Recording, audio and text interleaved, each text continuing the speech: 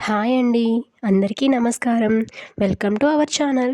శ్రావణ మాసం అనగానే ప్రతి ఒక్కరి ఇల్లు పూజలతో ఎంతో అందంగా మారిపోతూ ఉంటాయి. చాలామంది శ్రావణ శుక్రవారాలు, శ్రావణ మంగళవారాలు, శ్రావణ శనివారాలలో వ్రతాలెన్నో చేస్తూ ఉంటారు. కానీ ప్రతి ఒక్కరూ చేసే వ్రతం వరలక్ష్మి వ్రతం. శ్రావణ మాసంలో పౌర్ణమికి ముందు వచ్చే శుక్రవారం రోజున ఈ వ్రతం చేయాలని పండితులు చెబుతూ ఉన్నారు.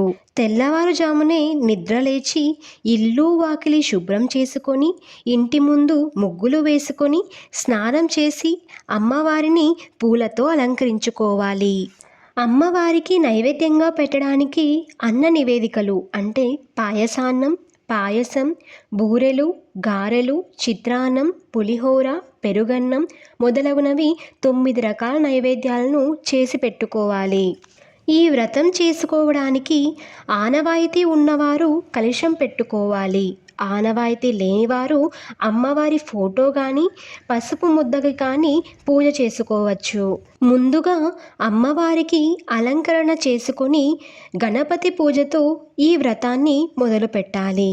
తరువాత లక్ష్మీ అష్టోత్తరం, మణిద్వీప వర్ణన, అష్టోత్తర శతనామావళి, అష్టలక్ష్మీ స్తోత్రములు, కనకదార స్తోత్రం, మహాలక్ష్మాష్టకం, లలితా సహస్రనామాలు మొదలగున వాటితో వాటిని స్తుతించాలి. తోరంని చేతికి కట్టుకొని వరలక్ష్మి వ్రతకథని మొదలు పెట్టాలి. వ్రతకథ చదివిన తరువాత అమ్మవారికి కొన్ని అక్షింతలు వేసి మన తలపైన కొన్ని అక్షింతలు వేసుకోవాలి.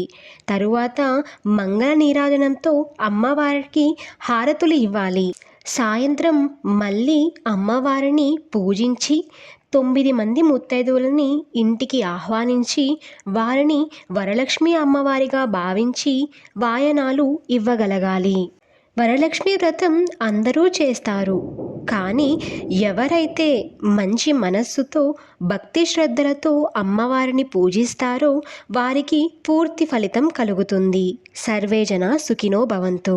ఈ వీడియో కనుక మీకు నచ్చినట్లయితే లైక్ చేయండి, షేర్ చేయండి, సబ్స్క్రైబ్ చేసుకోవడం మర్చిపోకండి. Thank you for watching.